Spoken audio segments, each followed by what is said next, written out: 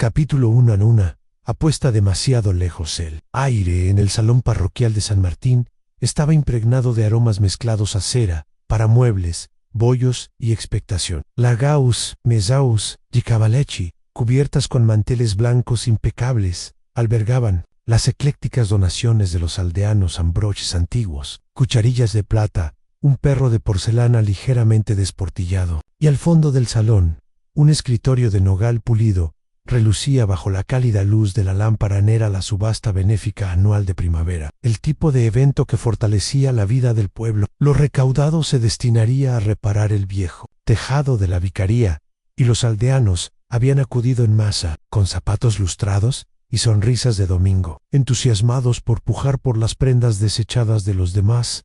Sentadas cerca del frente, con su habitual cardigan azul cielo, la señorita Jane Marple observaba la actividad con cortés interés. Su labor de punto reposaba en su regazo, formando una pulcra hilera de suaves puntadas grises bajo sus dedos. Sin embargo, sus ojos iban y venían constantemente del objeto al invitado, del susurro a la mirada de reojo. Estaba, como siempre, observando en el subastador. El coronel Pembroke había tomado el mazo con toda la solemnidad de un hombre que dirige tropas a la batalla Loud Van Brummel. Un marco de plata para fotos, eduardiano, con cristal original a la subasta, comenzó inmediatamente. Anne, desde la tercera fila. La señora Lydia Hartnell, viuda y aficionada a las antigüedades con valor sentimental, levantó la mano. Al otro lado del pasillo, el señor Arthur Fell, el tendero, respondió con un chelín más. Una oleada de risas recorrió la multitud.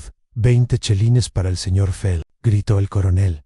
¿Oigo 21? La puja se intensificó a medida que el sol se ponía tras las ventanas. El ambiente era jovial, lleno de competencia amistosa y rivalidades inocentes, hasta que llegaron al lote 32. Era una pieza curiosa, una caja de música victoriana, lacada en caoba oscura e incrustada con nácar. Se decía que la melodía que tocaba, aunque pocos se habían atrevido a darle cuerda, era una canción de cuna, escrita por un compositor olvidado. Esto, anunció el coronel Pembroke, con grandilocuencia, proviene del patrimonio del difunto señor Ambrose Glynn.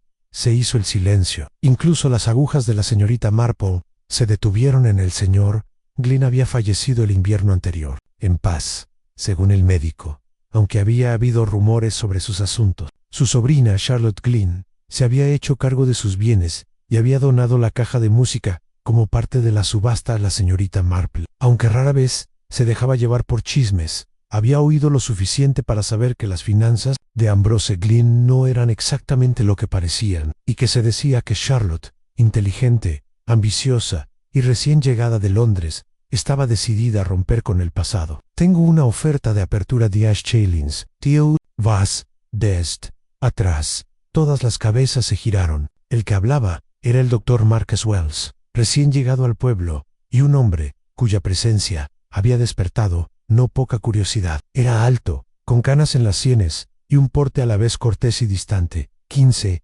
respondió Charlotte Glynn. Con ojos fríos, un murmullo se escuchó de nuevo. Era raro que un donante pujara por su propio artículo en 18, dijo la señora Hartnell. Visiblemente intrigada en 25, dijo el doctor Wells, sin siquiera levantar la vista. La señorita Marple los miró a los tres. Los labios de Charlotte se habían afinado ligeramente. La señora Hartnell parecía intrigada, pero no implicada emocionalmente. El doctor Wells, sin embargo, no estaba pujando por diversión. Quería la caja de música. 30 chelines para el doctor Wells, dijo el coronel. Voy una vez, 2 veces, 40, dijo Charlotte con voz aguda. En una pausa en el tejido de la señorita Marple yacía olvidado. Su mirada no estaba fija en la caja de música, sino en los músicos. Había algo más allí, algo personal. El coronel arqueó una ceja. 40. Entonces, por la señorita Glynn. 50, dijo el doctor Wells. Charlotte dudó. Sus labios se separaron ligeramente y luego se cerraron. Su mano permaneció en su regazo. El mazo cayó, pendido, al doctor Wells por 50 chelines. Se oyeron algunos aplausos corteses y la subasta se reanudó. Pero la tensión persistía en el ambiente. Una sensación de inquietud que ni siquiera una bandeja de pasteles de limón pudo disipar. Fiu la señorita Marple, quien notó que Charlotte se escabullía poco después, y también fue la señorita Marple, quien, aunque la invitaron a jugar a las cartas después, prefirió dar un paseo tranquilo por la parte trasera del salón, donde se guardaban las bicicletas. Allí, bajo la sombra del castaño, encontró a Charlotte Glynn, de pie, rígida, con los brazos cruzados firmemente sobre el pecho. A la señorita Marple se acercó con el paso suave de quien no tenía intención de entrometerse, pero siempre lograba hacerlo de todos modos. «¿Qué caja tan bonita?», dijo en voz baja. «Debió de tener algún valor sentimental para ti». En Charlotte no se giró. «No me importan los sentimientos, señorita Marple». Charlotte se giró entonces, con el rostro pálido a la luz de la luna. Hombre, el Dr. Wells no tenía derecho a pujar. Ningún derecho en absoluto. ¿Por qué no? Charlotte abrió la boca y luego la cerró. No importan, pero sus dedos, apretados a los costados, temblaban. Y más tarde esa noche, justo antes de medianoche, el Dr. Marcus Wells fue encontrado muerto en el estudio de su casa alquilada. La caja de música rota a sus pies. A capítulo 2, la aldea reacciona por la mañana. Stay Martins bullía, no con el canto de los pájaros ni el ruido habitual de los repartos de leche, sino con chismes lo suficientemente agudos como para cortar el pan. A la noticia de la muerte del Dr. Marcus Wells se propagó a toda velocidad. Comenzó, como suele ocurrir, con el joven Thomas Briggs, el aprendiz de panadero, quien fue enviado a entregar pan a la casa del doctor y regresó pálido y con los ojos como platos, insistiendo en que nadie había abierto la puerta y que la ventana contigua había sido rompida con algo repugnante. A las 8 en punto, el agente Greaves había sido llamado y a las 8:30 la señora Green, la jefa de correos, ya estaba contándole la historia 2 veces removida y completamente bordada a la señora Abernathy en la tienda de comestibles, completa con detalles sobre sangre en las teclas del piano y un bisturí quirúrgico faltante, ninguno de los cuales había sido confirmado aún. A la señorita Marple, por su parte, se había levantado temprano, como siempre, y estaba podando un arbusto de lavanda cuando el inspector Cray, de la policía del condado, llegó a su puerta. Un hombre rubio y educado, de unos 40 años. Cray conocía a la señorita Marple desde hacía tiempo suficiente para saber que su perspicacia no debía subestimarse, aunque nunca lo dijo en voz alta delante de otros oficiales. «Buenos días, señorita Marple», dijo, levantándose el sombrero. «¿Qué asunto tan terrible en casa del Dr. Wells?», cortó una ramita seca, con una leve sonrisa. «Sí, inspectoran, una cosa muy triste. Supongo que lo descubrieron justo después del amanecer en Cray», asintió. «Ventana rota, señales de forcejeo. El lugar estaba revuelto. YESTO... Hizo una pausa, tirando suavemente del cuello de la camisa. «Esto no fue un robo. Su billetera estaba sobre el escritorio. El dinero intacto. ¿Y la caja de música?», preguntó ella, sacudiéndose los guantes. «Destrozado». Cray, desconcertado. «Qué raro, la verdad». La mayoría de los fragmentos de vidrio estaban incrustados en la alfombra cerca de la chimenea, como si la hubieran roto intencionadamente. La señorita Marple asintió lentamente. «Ah, sí, a la caja de música». Lo miró por encima de las gafas. «Sabe, inspector, me pareció bastante inusual ese episodio de la puja de anoche. Era el tipo de puja que uno espera por tazas de té y mantelitos. Había tensión». Cray la miró con mesura. «¿Tú también lo notaste?» «Y me disgusta muchísimo la tensión, inspector. Rara vez acaba bien». Cray sonrió levemente. «Quedé con la señorita Charlotte Glynn esta mañana. Fue una de las últimas en verlo. Parecía bastante alterada, según la esposa del vicario». «Sí», dijo la señorita Marple, volviéndose para recoger su cesta. Charlotte no estaba nada contenta de ver esa caja de música en posesión del Dr. Wells. Cray arqueó una ceja. «¿Crees que es capaz de algo así?».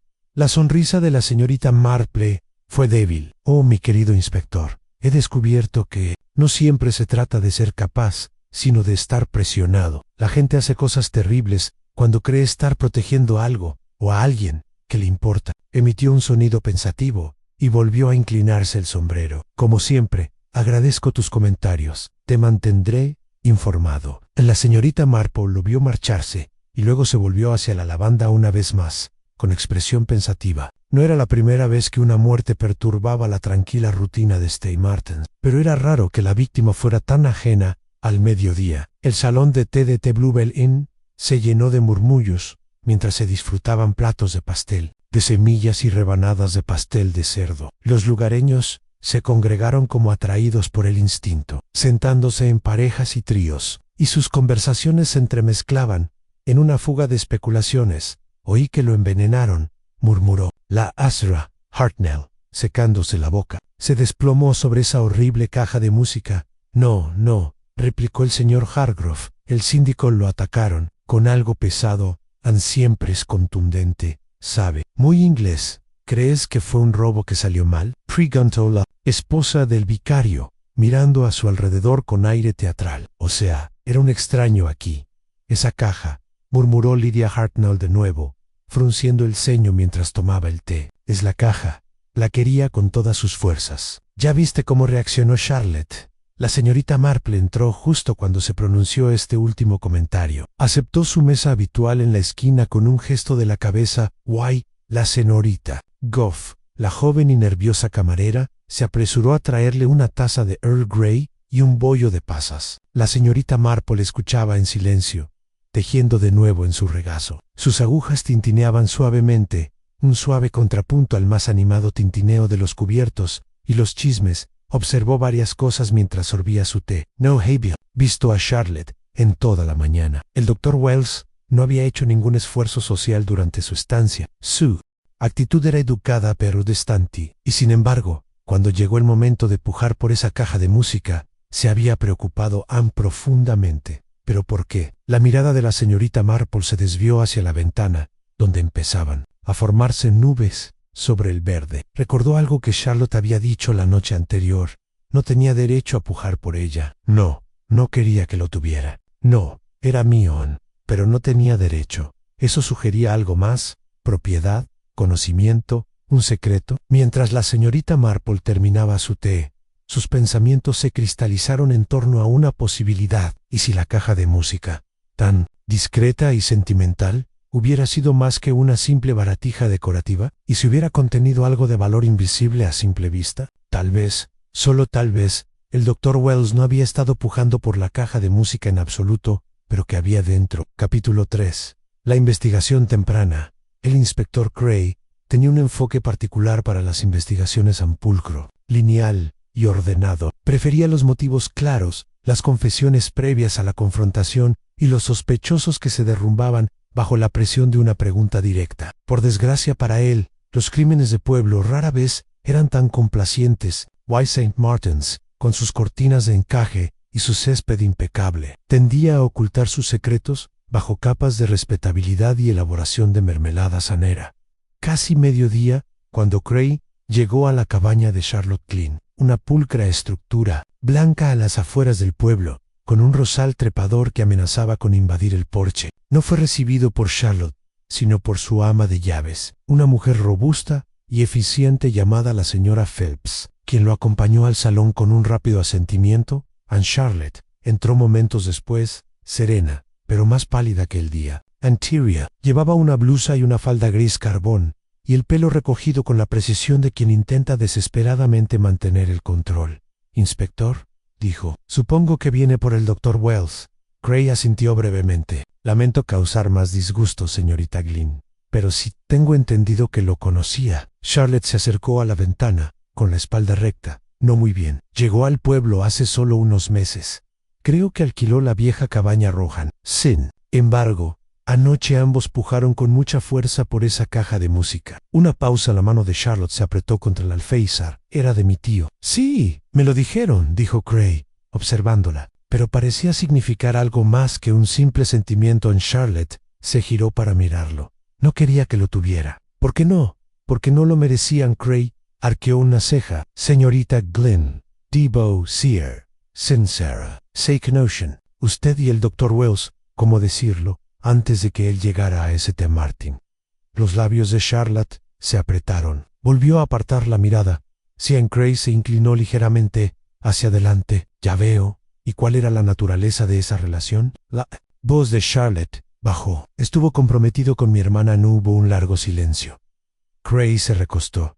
«¿Tu hermana?» «Murió hace 2 años. En Bath». Charlotte habló sin emoción, como si recitara hechos de un libro de contabilidad. Después de que el compromiso terminara, él le rompió el corazón.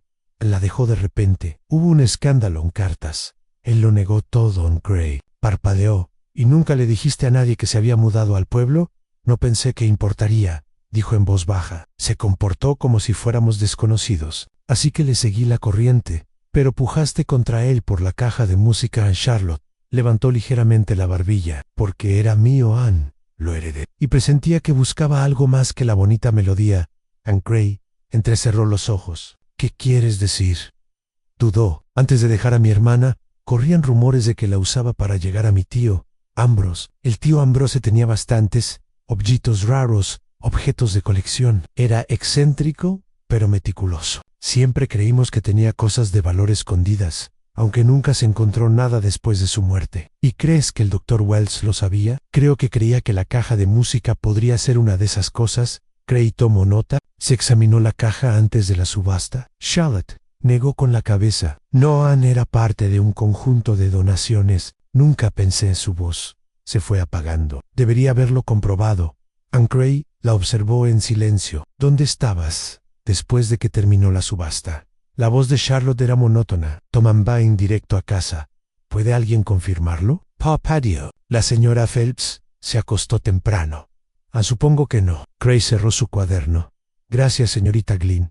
Eso es todo por ahora. Al irse, Charlotte regresó a la ventana con la mirada perdida. No había mentido, en realidad, pero había más en su historia. Y Gray sentía que la presionaba mientras tanto. Al otro lado de la plaza del pueblo, la señorita Marple estaba sentada tranquilamente en el rincón de lectura del solario de la señora Bantry, con el tejido en la mano y su atención concentrada, solo a medias, en el clic de las agujas. Todos dicen que fue Charlotte, dijo la señora Bantry con dramatismo. Ya sabes cómo habla la gente. Siempre quieren que sea alguien que conocen, o alguien que no les cae bien. En la señorita Marple asintió distraídamente. Sí, querida. Y si nos fiáramos de los rumores del pueblo, me atrevo a decir que media parroquia estaría encerrada antes de la hora del té. La señora Bantry dio un sorbo a su jerez. ¿Pero no crees que lo hizo ella?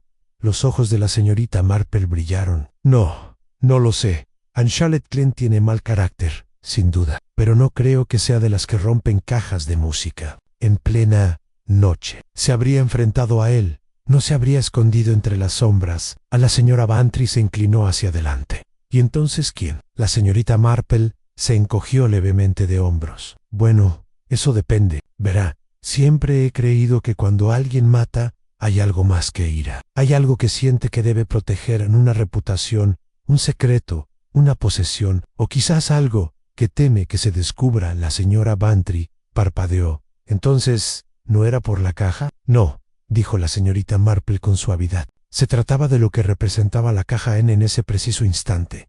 Al otro lado del pueblo, el agente Graves regresaba de la casa del Dr. Wells con un pequeño paquete envuelto en papel marrón. Dentro estaban los restos rotos de la caja de música, los delicados engranajes doblados y retorcidos, la madera lacada partida en dos, y entre los fragmentos Opinas Visible había un fino trozo de pergamino amarillento. Metido entre el doble fondo y el forro de terciopelo, algo escrito de puño y letra, por Ambrose Glynn, una lista de nombres en capítulo 4. Nombres del pasado.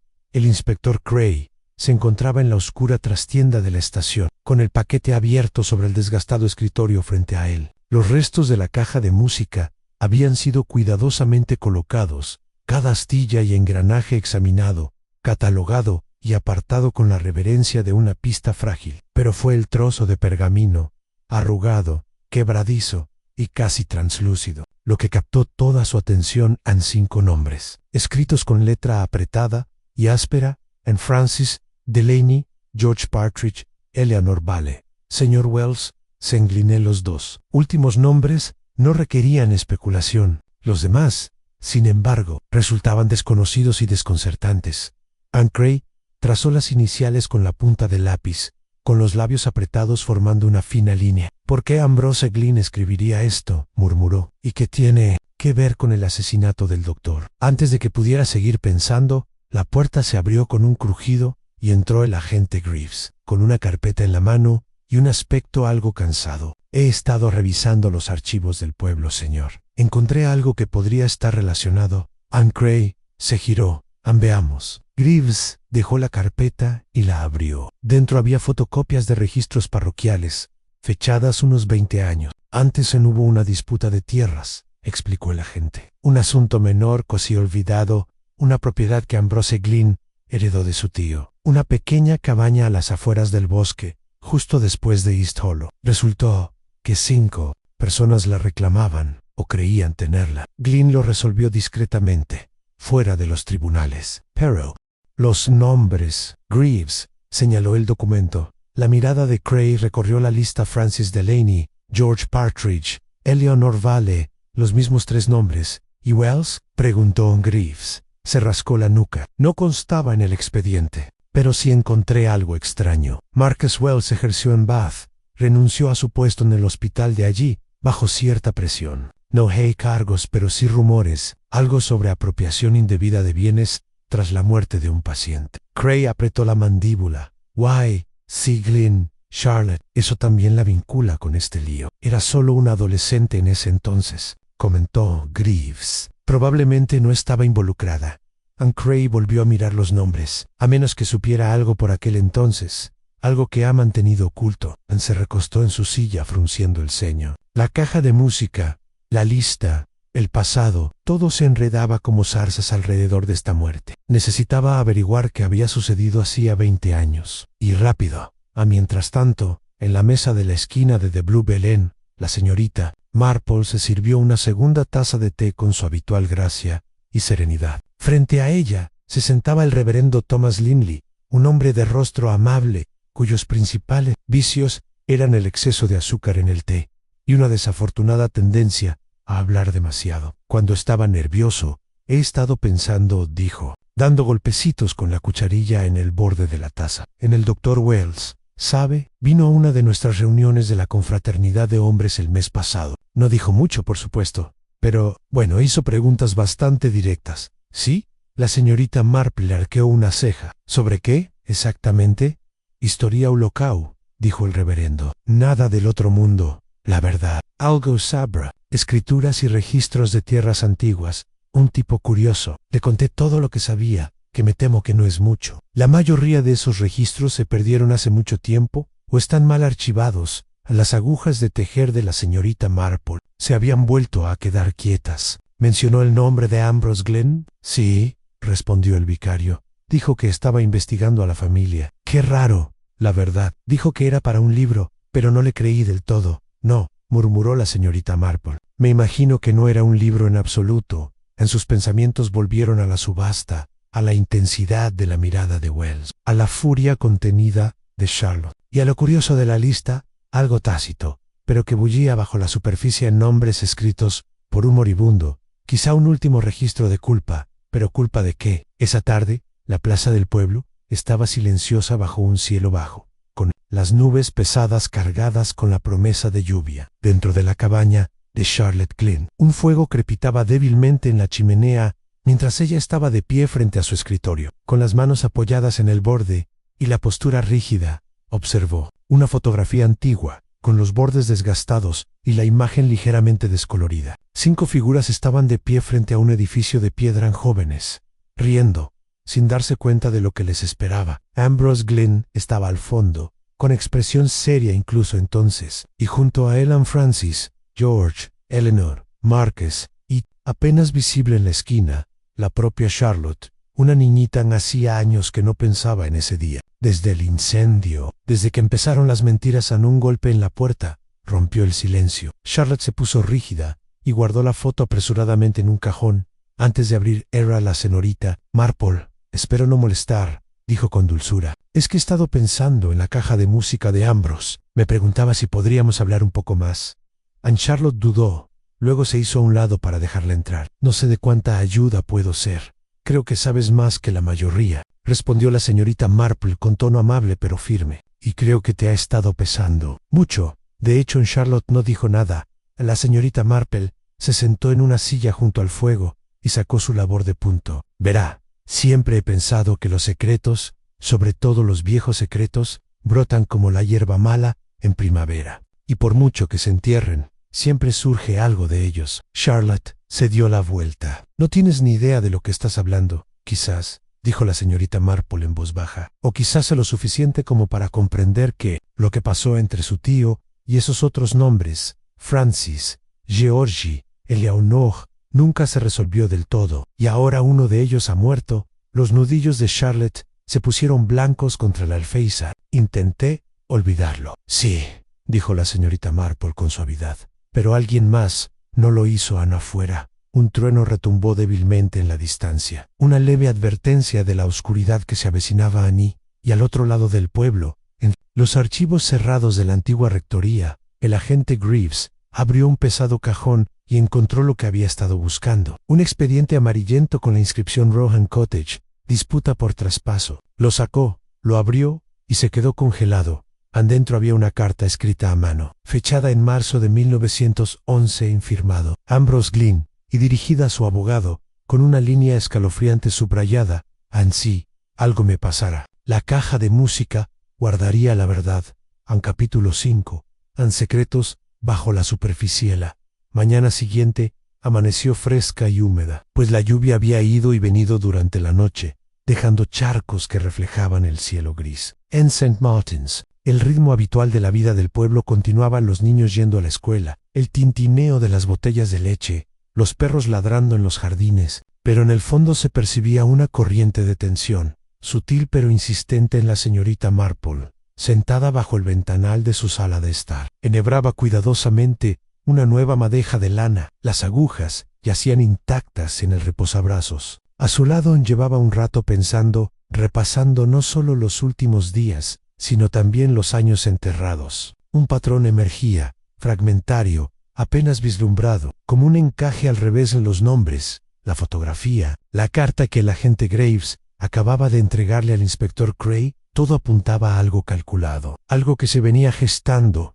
desde hacía mucho tiempo. Había, sentía ella, una historia enterrada, y alguien había empezado a desenterrarlo en la comisaría. El inspector Cray estaba sentado en su escritorio, con la carta de Ambrose Glynn extendida ante él. La letra, aunque anticuada, era inconfundiblemente precisa: ansí algo me pasara. La caja de música contendría la verdad.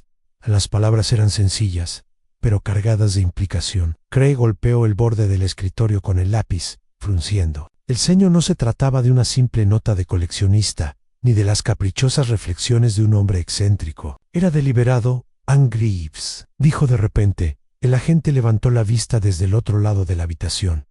Quiero que localices a los otros 3 nombres de la lista: Delaney, Partridge y Vale. Averigua si aún viven o si tienen familiares cerca. Quiero direcciones, contactos conocidos, todo lo que puedas conseguir. Anne Greaves asintió. Enseguida, señor. Cray volvió a mirar la lista. Los bordes del pergamino se curvaban ligeramente por el paso del tiempo. M. Wells, sí, Glynn. Que estos dos hubieran acabado en St. Martin's después de tantos años no podía ser casualidad. Algo los había traído de vuelta. Why a Wells. Estaba muerto. Cray se reclinó y dejó que las piezas vibraran en su cabeza. ¿Por qué volver ahora? ¿Qué se escondía en ese pasado que alguien mataría para proteger? Esa misma tarde, la señorita Marple se encontraba en el cementerio, aparentemente para revisar los bulbos que ella y la esposa del vicario habían plantado semanas antes. Pero su camino se desvió con bastante naturalidad, diría ella, hacia la sección antigua cerca del muro oeste, donde el musgo se aferraba a los nombres de los muertos y el tiempo había suavizado el dolor.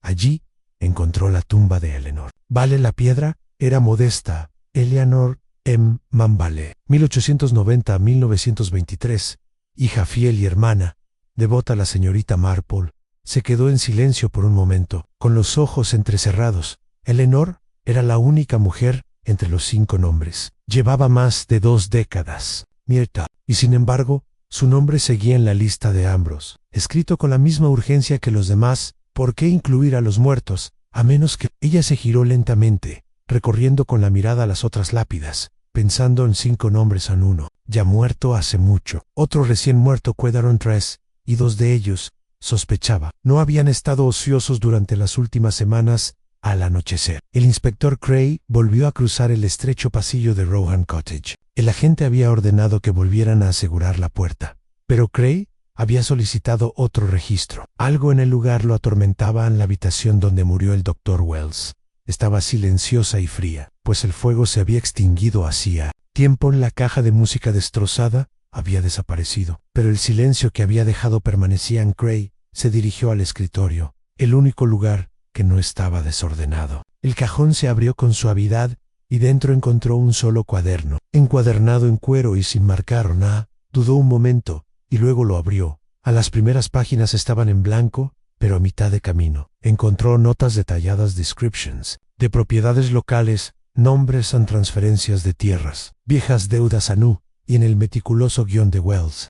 Ambrose Glynn ocultó la verdad, ni oro, ni joyas. Algo más antiguo, un récord de los demás lo saben. Gray pasó la página y encontró un boceto de la caja de música, con sus dimensiones descritas con todo detalle, y debajo, compartimento. Oculto verificado, Charlotte sospechó, pero no investigó. No sabe qué había dentro. Gray cerró el cuaderno lentamente, así que Wells llevaba tiempo buscando algo, y lo había encontrado, pero alguien lo había encontrado primero en esa misma noche. A la tenue luz de la lámpara de su sala de estar, la señorita Marple estaba sentada con su amiga, la señora Bantry. Habían estado hablando de la curiosa naturaleza de los secretos. Es el tipo de cosas, ¿sabes?, dijo la señora Bantry, sirviendo más té, que empiezan siendo bastante pequeñas. Una persona encubre a otra. Alguien escribe una carta, y nunca un error, una mentira, y años después todo vuelve a resurgir. Muy bien, murmuró la señorita Marple con expresión distante.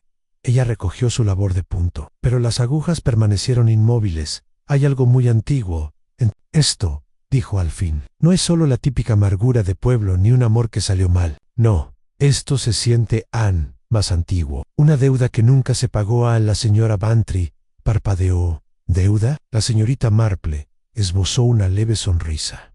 Oh, no necesariamente de dinero. Hay deudas de silencio, de lealtad, y a veces, deudas de culpa. Afuera, el viento se agitaba entre los setos. Alol, una campana de iglesia daba la hora. A la señorita Marple juntó cuidadosamente las manos sobre la lana que tenía en el regazo. Alguien regresó para resolver algo, dijo en voz baja, y alguien más estaba decidido a no hacerlo esa noche. En una modesta casa de ladrillo, a 2 pueblos de distancia, un hombre llamado George Partridge estaba en su taller mirando fijamente la fotografía que tenía en la mano. 5 amigos en un muerto por el tiempo, en un muerto por asesinato.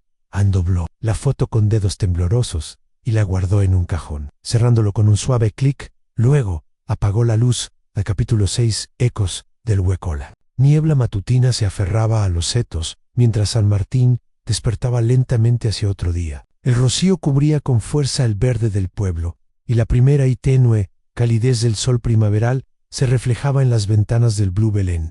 Pero a pesar de su encanto habitual, reinaba un silencio absoluto, una especie de contención colectiva de la respiración. La noticia de la muerte del Dr. Wells ya no era solo curiosidad. Los aldeanos ya no susurraban por la emoción, sino por la inquietud en la oficina de correos. La señora Green apenas notó la llegada de sus primeras cartas, y el señor Hargrove olvidó darle cuerda al reloj de la iglesia. Algo había cambiado. El pasado, enterrado hacía tiempo, volvía a despertar. La señorita Marple, envuelta en un suave chal gris, dio su paseo matutino por el sendero que conducía desde la iglesia hasta el bosque de East Hollow. Era una ruta tranquila, una que a menudo prefería al reflexionar, y caminaba con paso pausado, observando la escarcha que se enroscaba en los bordes de los helechos. Había venido no solo para aclarar sus ideas, sino también para ver un lugar del que rara vez se hablaba últimamente, el límite original de Rohan Cottage. La propiedad, ahora alquilada por el difunto Dr. Wells, se había extendido hasta la propia hondonada, hasta que Ambrose Glynn vendió una parte décadas atrás,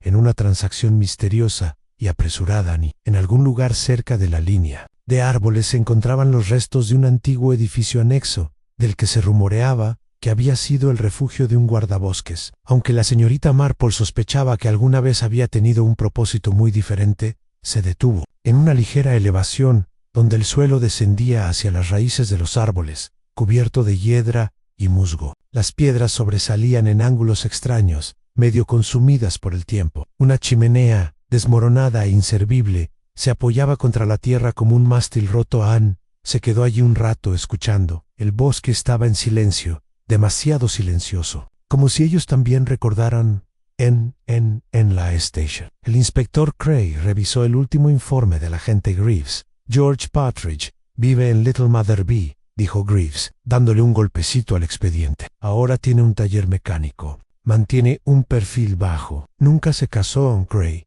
Asintió, repasando los detalles. ¿Y el otro, Francis Delaney? Todavía lo seguimos. Podría haber emigrado hace años. Aún no hay rastros firmes.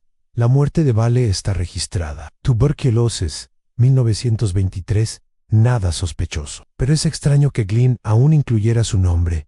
Gray cerró el archivo y juntó los dedos. No se trataba solo de propiedades. Greaves, hay un trasfondo emocional. Glynn no escribió esa lista por razones legales. La escribió por algo que sucedió, algo que sentía que no podía olvidarse en Greaves. Dudó señor. ¿Cree que Charlotte sabe qué era? Creo, dijo Gray lentamente, que sabe una parte. Pero aún falta una pieza. Se levantó y tomó su abrigo. Voy a hablar con el señor Partridge. Fue un viaje corto hasta Little Mother Bee, y Gray encontró a George Partridge exactamente como lo habían descrito en reservado, de movimientos lentos y con la tranquila vigilancia de un hombre que se había acostumbrado a que lo dejaran solo en su taller. Estaba ordenado, repleto de estantes con piezas de relojes, válvulas de radio y cajones cuidadosamente etiquetados. Cuando Gray entró, George no levantó la vista de inmediato. Estaba puliendo un reloj de carruaje de latón.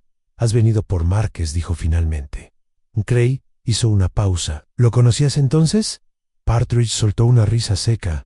«Claro que sí. Uno no olvida a la gente con la que hizo pactos. Nice, cuando quieren». Gray se acercó lentamente al banco de trabajo. «¿Qué clase de pacto?» Perdiz dejó el paño y lo miró a los ojos. «De esas que aguantan mucho tiempo, hasta que alguien decide que ya no conviene a Ambrose Glynn». Gray. Otra pausa. «Éramos jóvenes», dijo George finalmente. Empezó como una aventura en algo inofensivo. Ambrose tenía ideas, planes. En realidad, cada uno invirtió algo. Pero luego las cosas cambiaron. Gray mantuvo la voz tranquila. ¿Cómo? Había un visitante, un hombre que venía de Londres. Nunca supimos su verdadero nombre. Dijo que tenía un mapa y títulos de propiedad antiguos. Hablaba de tesoros, incluso de rutas de contrabando. Dijo que el terreno detrás de la cabaña tenía valor. ¿Y le creíste? El rostro de George se tensó. Fuimos unos tontos. Pero Ambrose Nonante se puso nervioso. Dijo que habíamos ido demasiado lejos. Nos dijo que lo olvidáramos. Pero para entonces, alguien ya había hecho copias de los documentos en Cartazán, probablemente. Wells siempre tuvo gusto por la influencia. Gray absorbió esto en silencio. ¿Para eso servía la caja de música?, preguntó finalmente.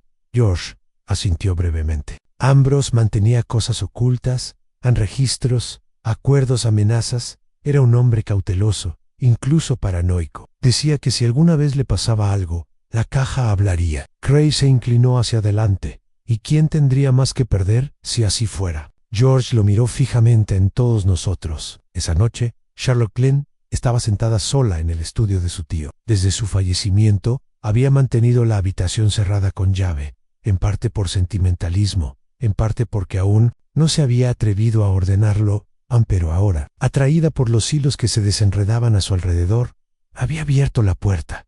El polvo flotaba en la luz oblicua, los libros cubrían las paredes, y sobre el gran escritorio de roble había un único cajón cerrado con llave que nunca había podido abrir. Hasta ahora tenía la llave de cuerda de la caja de música en la mano. Se la habían devuelto, rota, pero intacta. La caja misma estaba destruida, pero la llave, Ambrose siempre le había dicho que era una llave para algo más que música. Lo metió en la cerradura oculta del escritorio. Un suave clic resonó por toda la habitación en el interior. Páginas amarillentas, mapas y un sobre descolorido. Ella lo liberó y se quedó sin aliento mientras leía la letra, abrirse solo cuando el pasado. Regresa a Anne mientras desdoblaba la carta. Su mano temblaba afuera. El viento se levantaba entre las ramas y, a lo lejos, el grito de un zorro resonaba en el hueco de vuelta en la cabaña de la señorita Marple. La tetera silbaba suavemente mientras ella preparaba la bandeja de la cena. Se movía con serenidad y determinación. Con el rostro pensativo, el círculo se estaba cerrando Anne, pero no de forma ordenada, no. Esta no sería una historia de justicia limpia y confesiones ordenadas. Esta sería una historia de verdades enterradas, ajustes de cuentas a regañadientes y deudas, algunas pagadas en silencio, otras con sangre, y aún no estaba terminado. En capítulo 7, a la carta, y la mentira a la carta era frágil en las manos de Charlotte. El papel se había vuelto delgado por el tiempo, y la tinta se había desvanecido hasta adquirir un tono marrón sepia. La leyó una vez, y luego otra, más despacio, mientras cada palabra se grababa más profundamente en su mente. Mi querida Charlotte, si estás leyendo esto, algo ha removido las cenizas de lo que enterramos hace mucho tiempo. Debes entender, Hayes, Low Q. Cray. Correcto, pero lo correcto y lo lícito no siempre son lo mismo. Había un libro de contabilidad, un registro de pagos realizados pagos ilegales, hechos en silencio, para silenciar a otros. Lo guardé, lo oculté, no por influencia, sino por penitencia. La caja de música era mi sello. Si alguna vez era necesario descubrir la verdad, empezaría por ahí. Tengan cuidado con los demás. No todos se conforman con que el pasado permanezca enterrado. Y los secretos, una vez desenterrados, rara vez son amables al llevarse lo que se llevan atentamente. Ambrosio Cartet se recostó, con el pulso frío y constante bajo la piel. La carta no decía nada abiertamente condenatorio, pero entre líneas se adivinaban las aristas de algo mucho más peligroso. En un libro de contabilidad, pagos en silencio. No se trataba solo de tierras ni baratijas, se trataba de complicidad.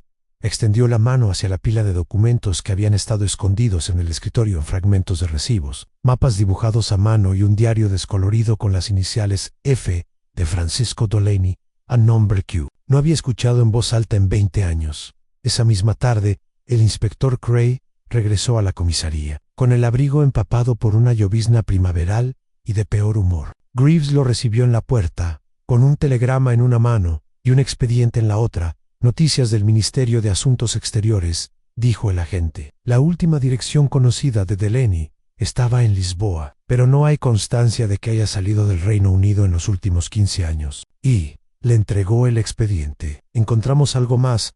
Cray abrió la carpeta y miró fijamente el contenido. Una copia descolorida de una investigación judicial. Año 1923, nombre Anne Eleanor. Vale en causa de la muerte, insuficiencia respiratoria. Pero lo que le llamó la atención fue una breve anotación en la esquina, manuscrita y apenas legible en testigo. On Marcus Wells frunció el ceño. Creí que no había estado en el pueblo hasta este año. Greaves se encogió de hombros. Quizás no, pero estuvo presente en la investigación. No hay constancia de por qué. Cray frunció el ceño. ¿Qué le pasó a Eleanor Vale? Oficialmente, murió tras una larga enfermedad, pero había rumores en el registro parroquial. Se hablaba de algo encontrado en su propiedad, posiblemente documentos, algo relacionado con Glynn. Cray se frotó la sien. Este libro de Ambrose debió conectarlos a todos. Vale lo encontró. Opart, Diel y Wells vio algo que no debía, y ahora está muerto. Cray apretó la mandíbula. ¿Sí? Lo que significa que alguien más sigue mirando a Anne. A la mañana siguiente, la señorita Marple se encontró una vez más en compañía del reverendo Linley, quien la había invitado a revisar los registros más antiguos de la iglesia y los registros de propiedad. Aparentemente para ayudar con la semana de la historia local. Aunque ambos sabían que era para algo más, se sentaron en una mesa larga en la sacristía, con papeles amarillentos extendidos ante ellos como las páginas de un libro olvidado. Hacía mucho tiempo. Hay algo extraño en esta entrada, dijo Linley, señalando un registro de 1901 en una transferencia de tierras de la iglesia a Ambrose Glynn, justo hasta el límite de East Hollow, sin explicación. Y el registro ha sido modificado por otra mano. 20 años después. La señorita Marple miró por encima de sus gafas. Eso sería poco después de la muerte de Eleanor Vale. No, él asintió. Sí, Anne, y mira, esta nota al margen, disputa, de límites resuelta, actas selladas sin detalles, sin nombres. En la señorita Marple entrecerró los ojos ligeramente. Cuando las cosas se sellan en un pueblo como el nuestro, reverendo, suele significar que la verdad se consideró demasiado. Ella golpeó la página con su aguja de tejer pensativamente. Había algo enterrado en East Hollow. No era solo una metáfora. Era algo real. Creo que Ambrose lo sabía, y alguien más lo descubrió.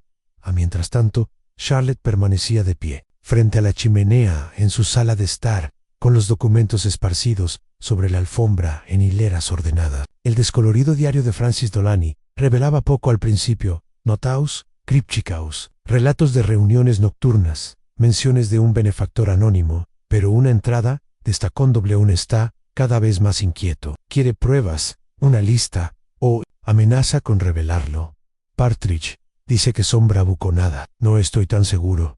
La página estaba fechada apenas unos meses antes de que Ambrose Glynn cortara abruptamente lazos con los demás. Charlotte se le revolvió el estómago. Wells llevaba décadas ejerciendo influencia, y entonces, como un cuervo que regresa al escenario de un antiguo festín, había regresado para reclamar lo que creía que le debían. Anne, pero alguien lo detuvo. Anne.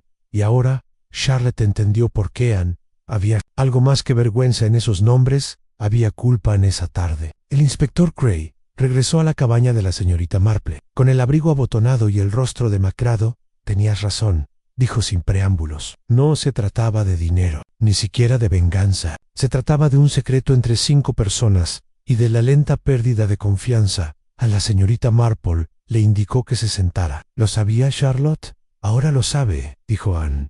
Y tiene miedo, no por ella misma, creo, sino por lo que pase después. A la señorita Marple sirvió el té con su gracia habitual. Es una vieja historia, inspector. Un pacto hecho, un silencio guardado, y luego roto. Y una vez roto, alguien siempre siente que debe actuar antes que los demás. Anne Cray exhaló. Wyke lo hizo. La mirada de la señorita Marple estaba serena. Pronto tendrá la respuesta. Pero primero, pregúntese esto. ¿Quién no tenía nada que ganar matando al Dr. Wells? Y todo que perder si se descubría la verdad. Cray se recostó, y el peso recayó sobre sus hombros afuera. El cielo se oscurecía una vez más, y las nubes estaban espesas por la lluvia primaveral, y en algún lugar más allá del pueblo, en una cabaña tranquila detrás de ventana cerrada, un segundo cuerpo esperaba ser encontrado. En capítulo 8.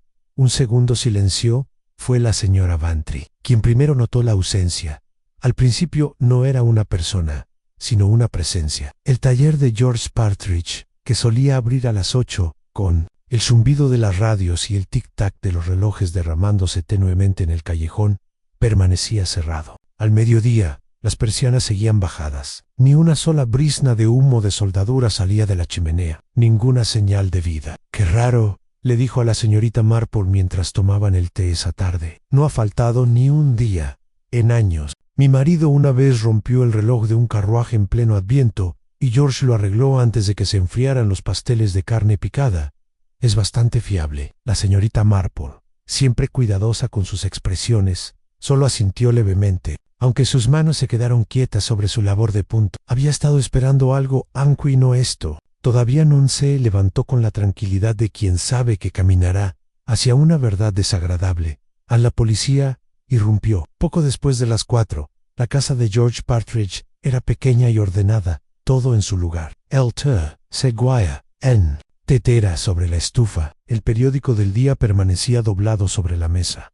No había señales de forcejeo, ni sillas volcadas ni cristales rotos, excepto en el taller añade, entre las herramientas y el ordenado caos de engranajes y cables. George yacía desplomado junto a su banco, con una mano apoyada en el suelo y la otra doblada cerca del pecho. Sus gafas se habían torcido y una de las lentes estaba rota. El inspector Cray llegó minutos después, con la mandíbula apretada. «¿Causas naturales?», preguntó Graves vacilante, mirando por encima del hombro en Cray.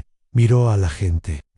«Al forense, pero lo dudo. No hay señales de violencia, pero algo en esto parece». Teleport se acercó al banco y vio una hoja de papel que descansaba junto al reloj de latón medio pulido en él. Con una letra apretada y temblorosa estaban escritas 5 palabras: «Yo no maté a Marques Wells». De vuelta en su salón, la señorita Marple sorbió su té en silencio. No había acudido al lugar de los hechos. Su presencia no era requerida ni solicitada, pero la noticia ya la había alcanzado cuando la tetera hirvió. La señora Bantry regresó corriendo de la tienda. Dick Mestables, sin aliento y con los ojos muy abiertos, y la relató en un torrente de palabras. A la señorita Marple simplemente asintió. Esperaba un segundo silencio. No todas las muertes se anuncian con gritos. Algunas llegan en susurros, disfrazados de arrepentimiento. Se quedó muy quieta, observando cómo la luz del día, al desvanecerse, se reflejaba en la porcelana rosa en sus pensamientos. No se dirigieron a George Partridge, sino al único nombre que quedaba: Francis Delaney, el único miembro del antiguo grupo aún desaparecido. No, no está desaparecida, pensó. Simplesmente escondida. El inspector Cray leyó la nota 3 veces y la guardó con cuidado en una funda de pruebas. La habitación tenía la sensación de algo que se alejaba, como un eco, replegándose sobre sí mismo. No había allí la energía del crimen. No había el ardor de una ira repentina ni pánico. Solo agotamiento. Anne se volvió hacia Greaves. ¿Qué sabemos de los últimos movimientos de Partridge? No, respondió el agente. Cerró el taller temprano ayer. No se registraron visitas. Una vecina cree haberlo visto caminando hacia el bosque al anochecer.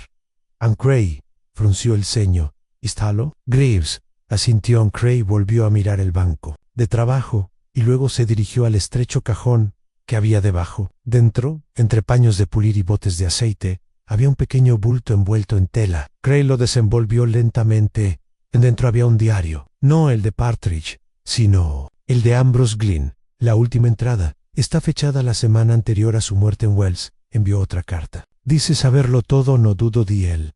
Siempre veía demasiado. He ocultado lo que he podido. La caja protegerá el resto. Si vienen por ella, vendrán por mí. Charlotte nunca debe ver el libro de cuentas. No es culpa lo que cargaría, sino vergüenza. Anne Cray cerró el diario lentamente. Esto no fue solo el resultado de un pacto fallido. Fue la ruptura de un círculo que una vez estuvo ligado al secreto y que ahora se derrumba bajo el peso del recuerdo. En esa noche, la señorita Marple recibió una visita. En Charlotte Glynn estaba parada en su puerta, pálida y demacrada, con el sobre todavía apretado en una mano. No sabía a dónde más ir. Dijo a la señorita Marple. Se hizo a un lado con un suave gesto de la cabeza. Pase, querida. La tetera aún está caliente. Se sentaron en la sala. La luz de la lámpara suavizaba la penumbra. Charlotte desdobló la carta de nuevo, colocándola entre ellos como una ofrenda. No leí 3 veces. Sigo sin entender que Ambrose siempre parecía tan cuidadoso. Sí, lo era, dijo la señorita Marple en voz baja. Pero la preocupación, querida, no evita las consecuencias. A los ojos de Charlotte brillaron. ¿Crees que George mató al Dr. Wells?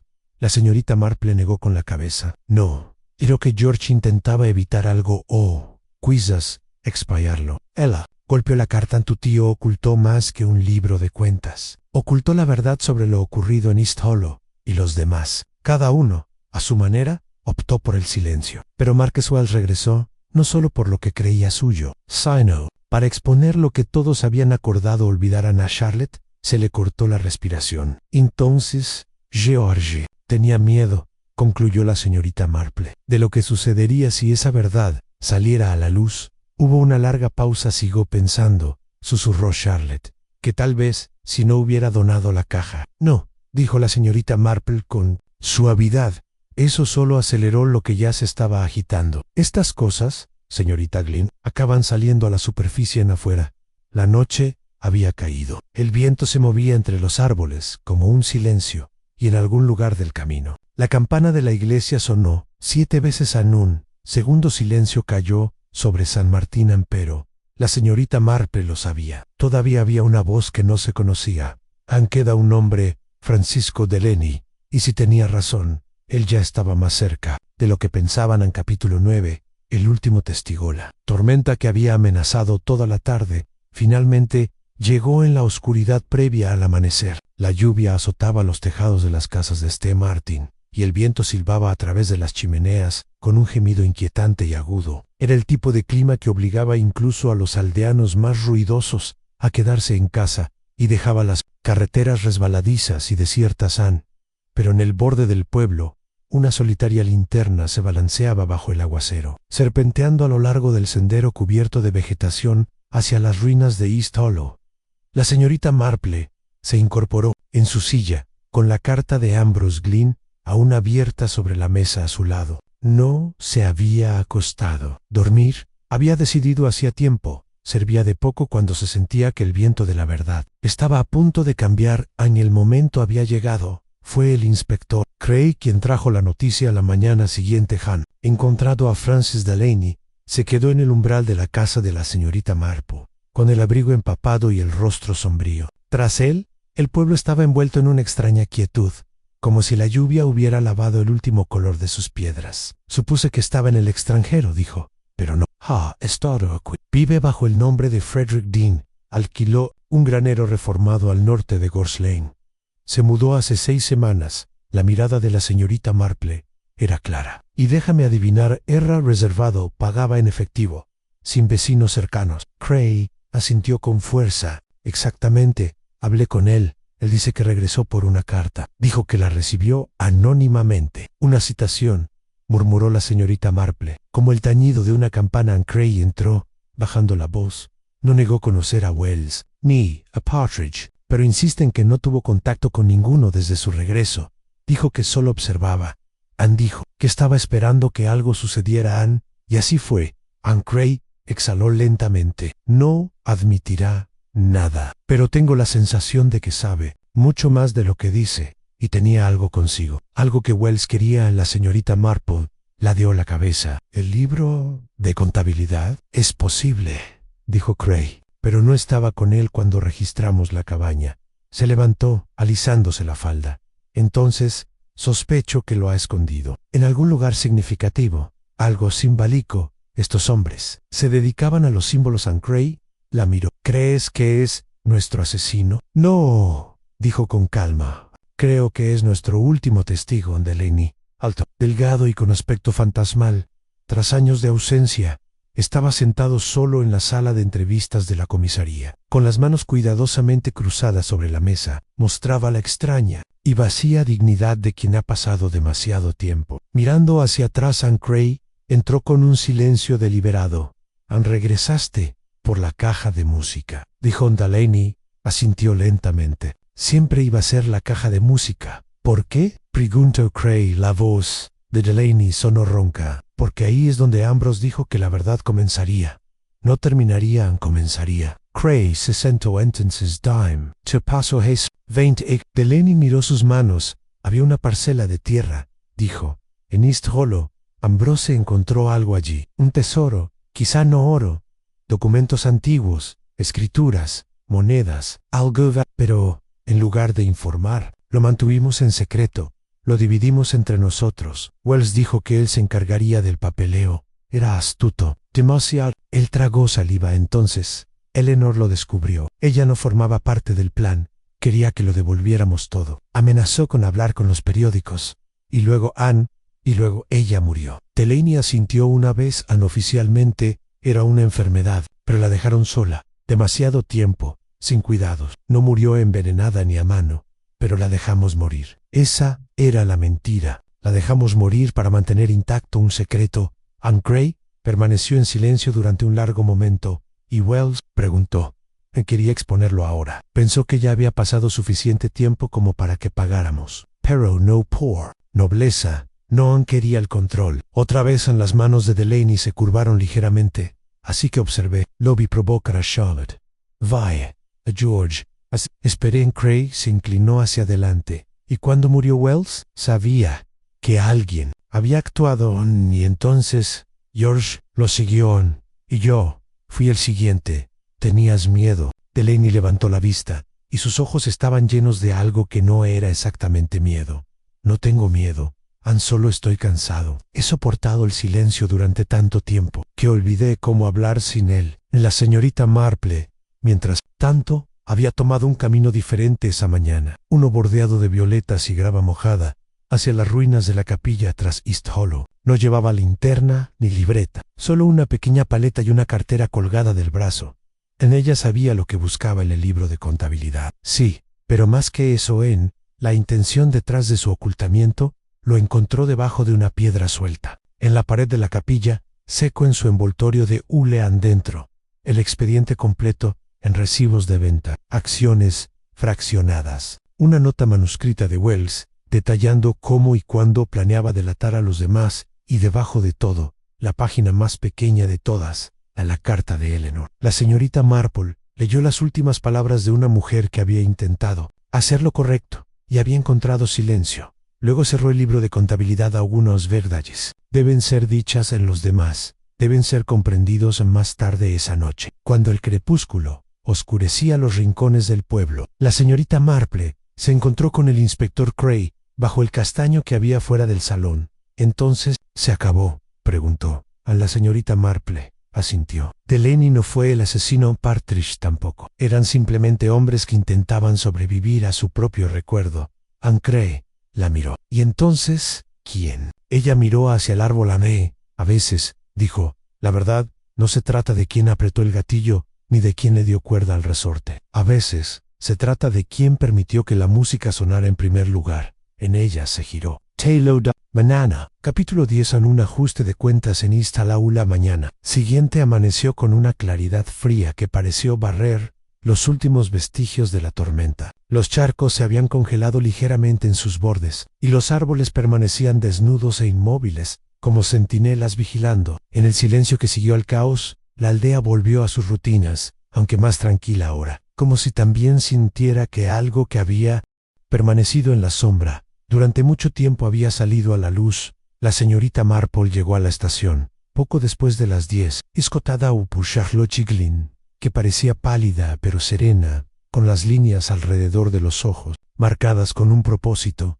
El inspector Gray esperaba en la sala de entrevistas. El libro de contabilidad que la señorita Marple había desenterrado descansaba en el centro de la mesa. ¿Esto es todo?, preguntó en voz baja a la señorita. Marple asintió. Todo el relato de Ambrose, las anotaciones de Wells, incluso la última carta de Eleanor Vale, escondida entre las páginas como una flor prensada. Un registro de culpa, sí, pero también de cobardía. Gray abrió el libro de contabilidad. Ya había leído casi todo. Aún así, ver tantos nombres, tantas entradas, lo llenaba de una silenciosa repulsión. El pasado, del que tantas veces se hablaba con sentimentalismo, tenía fuerza. Charlotte se sentó frente a él, con las manos cruzadas sobre su regazo. Creo que ahora lo entiendo, dijo. No solo lo que hicieron, sino lo que permitieron. Gray levantó la vista. Dijiste que no mataste al Dr. Wells.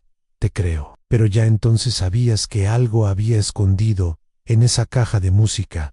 En la voz de Charlotte era firme. Si sospeché que mi tío había ocultado algo. Pero pensé que era insignificant, un testamento, quizás, o algo relacionado con una herencia. No sabía que eran todo esto. La voz de la señorita Marple, suave pero firme, rompió el silencio. Lo que sintió esa noche, señorita Glynn, no fue solo dolor. Fue la presión de una verdad que no estaba preparada para afrontar. No estaba sola en eso. Gray se inclinó hacia adelante. El problema es que la verdad no nos señala a un asesino, al menos no directamente. No hay huellas dactilares ni confesión, solo una serie de decisiones, la mitad de ellas tomadas hace décadas. La señorita Marple esbozó una leve sonrisa. Pero inspector, creo que ha malinterpretado la naturaleza del crimen. Metió la mano en su bolso y sacó una libreta, más pequeña en la suya. En la primera página, con su letra pulcra, había una cronología. La llegada de Wells, la subasta, la reacción de Charlotte, el pánico de George Young, finalmente, el regreso silencioso de Delaney. Lo que Marcus Wells amenazaba no era exponerlos, era desestabilizarlos. Creía que podía aprovecharse de su vergüenza. Quería forzar una confrontación, pero subestimó la fragilidad de toda la red. Gray frunció el ceño. Entonces, ¿quién asestó el golpe final? No fue un golpe, dijo. Fue una decisión. Anse volvió hacia Charlotte. ¿Puedo? Charlotte asintió con la mirada hacia abajo. A la señorita Marple miró a Gray. Wells fue envenenado, no violentamente, no con algo teatral, con algo lento, arsénico, diría yo. Unas pocas dosis cuidadosamente administradas durante varios días, suficiente para desorientarlo, para debilitarlo. Gray entrecerró los ojos. No encontramos arsénico en la cabaña. No, coincidió la señorita Marple, porque no se lo dieron allí. Probablemente se añadió algo habitual. Quizzes, o un tónico. La respiración de Charlotte se entrecortó. Apenas audiblemente, la señorita Marple no la miró. Verá, inspector. La única persona a la que nadie cuestionó fue la única que nunca abandonó la historia, la que la llevaba consigo todos los días, en su casa, en sus rutinas, en su tella. Ahora ella se giró para la señora Phelps. La ama de llaves. Gray se quedó mirando. ¿El ama de llaves? Sirvió a Ambrose Glynn durante 30 años. Lo sabía todo. Lo oyó todo. Los demás estaban involucrados en ocultar la verdad. Pero ella vio las consecuencias. Vio decaer a Eleanor Vale, vio a Ambrose beber hasta callarse. Y cuando Marquess Wells regresó, debió verlo en sus ojos, lo que pretendía hacer en Charlotte. Susurró: a ella nunca le gustó, le temía, corrigió la señorita Marple, porque sabía que él lo arruinaría todo. Y quizás, incluso creía que te estaba protegiendo, Charlotte. Gray se levantó lentamente. La traeremos. La señorita Marple asintió. Sea amable. No mató por rabia. Mató porque pensó que nadie más actuaría. Esa tarde, mientras el sol se ponía con sus largos dedos dorados sobre el camino, la señorita Marple estaba sentada con Charlotte bajo el castaño, donde se había formado la primera grieta en la historia. «Has sido muy valiente», dijo Charlotte. Miró la calle tranquila. No se siente como valentía solo. El fin de fingir en la señorita Marple tomó su labor de punto. Y a veces, querida, eso es lo más valiente de todo. Se sentaron en un silencio agradable mientras el cielo se oscurecía. El aire no se llenaba de tensión, sino de algo más, algo parecido a la paz. Poró la señorita. Marple sabía que no debía llamarlo cierre. A ningún pueblo olvida jamás sus secretos. Solo los guarda cuidados como si fueran sábanas viejas, hasta que llegue la próxima tormenta. En capítulo 11, el hilo final. Los días siguientes cubrieron San Martín como una suave manta, y el pueblo, siempre deseoso de volver a ritmos más tranquilos, comenzó a reanudar sus rituales familiares. El salón de reabrió, el pastel de semillas reapareció con su habitual prominencia, y la esposa del vicario reanudó la planificación de la fiesta de la iglesia, esta vez con un renovado sentido de urgencia, como si la distracción pudiera de alguna manera cerrar la brecha que había quedado atrás. Pero debajo de las bromas seguía habiendo una tensión sutil, como si el pueblo mismo todavía estuviera escuchando la última palabra de una conversación que no tenía intención de oír en la comisaría. La señora Phelps permanecía sentada en silencio frente al inspector Gray.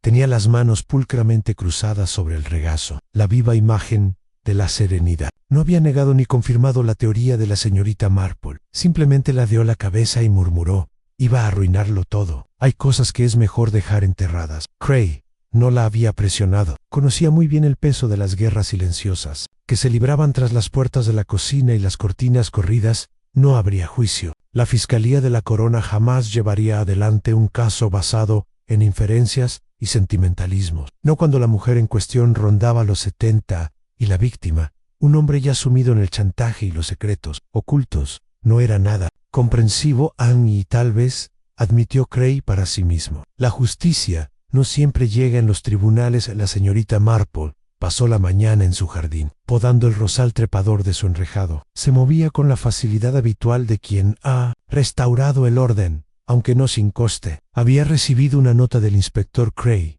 esa mañana, breve, respetuosa, y terminaba con estas palabras: gracias. Espero que el pueblo pueda descansar de nuevo. Descansar, quizás, olvidar. Nunca cortó un último tallo y se giró para encontrar a Charlotte Glynn parada en su puerta, con un paquete delgado debajo del brazo. Pensé que te debías quedar con esto, dijo Charlotte, dando un paso al frente. Bueno, es lo que queda de la caja de música. Lo que no se rompió. A la señorita Marple tomó el paquete con delicadeza. Dentro había una sección curva de la tapa de nácar, que aún brillaba tenuemente a la luz de la mañana. La barra de melodía, doblada, pero intacta, descansaba junto a ella. Charlotte esbozó una leve sonrisa. Parece apropiado, ¿verdad? La melodía nunca terminó. La señorita Marple le devolvió la sonrisa con ojos pensativos. A veces es mejor así. Hay canciones que buscan atormentar, no consolar. Se quedaron allí un momento, reconociendo en silencio el espacio que había entre ellos, en lo que se había perdido, lo que se había descubierto y lo que nunca podría recuperarse. Entonces, Charlotte añadió, casi como si se le ocurriera después: ¿sabías qué? Mi tío dijo una vez que la música fue compuesta para un niño que no vivió lo suficiente para escucharla. La mirada de la señorita Marple se suavizó. Sí, querida, lo sospechaba. El dolor se manifiesta de muchas maneras, la expiación también. Charlotte se giró para irse, y la señorita Marple la observó caminar por el sendero, con una postura más erguida que en semanas en algunas cargas. Al compartirlas, ya no encorvan tanto los hombros. Esa tarde, la señorita Marple se reunió con la señora Bantry para tomar el té bajo el cenador de la parte trasera de la posada Bluebell. Las glicinas habían empezado a florecer temprano, y delicados racimos violetas enmarcaban la vista del verde en la señora Bantry. Se inclinó con aire conspirador. He oído que la encargada de correos cree que todo fue por una aventura amorosa. Dice que Wells estaba enamorado de Eleanor Vale, y que Ambrose no lo permitió. A la señorita Marple dio un sorbo a su té.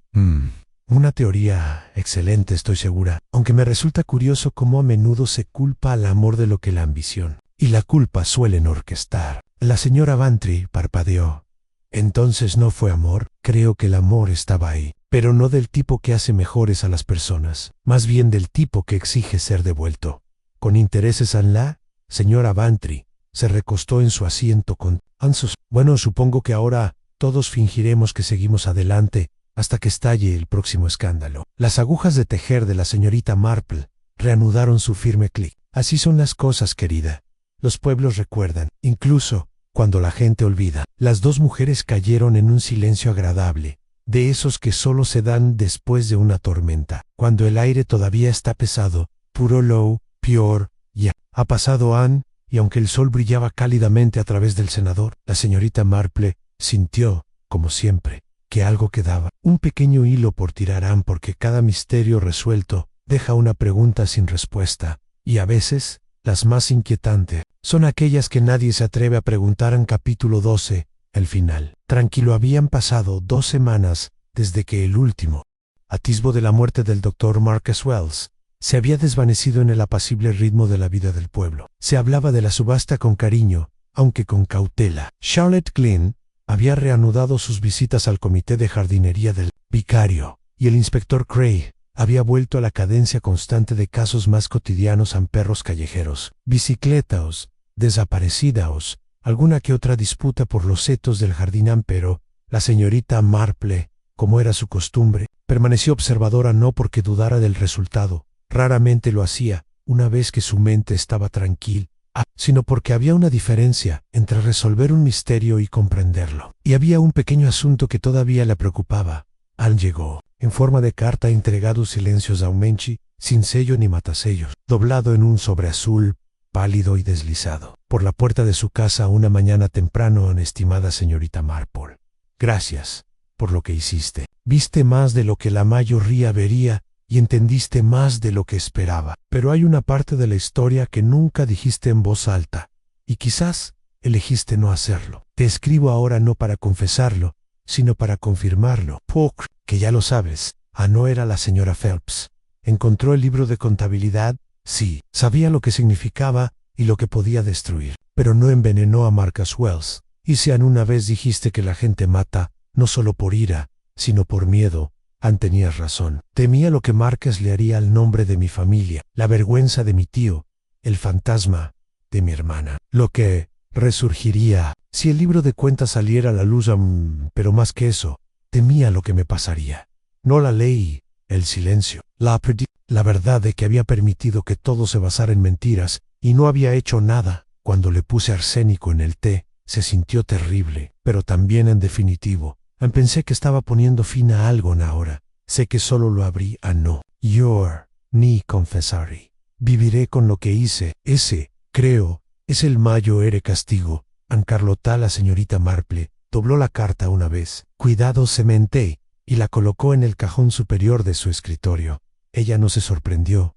Había sospechado la verdad desde la noche de la subasta. La furia en la voz de Charlotte no había sido performativa, sino personal. No una rabia performativa, sino un temor silencioso de que el pasado se alzara y desmantelara todo lo que había intentado proteger.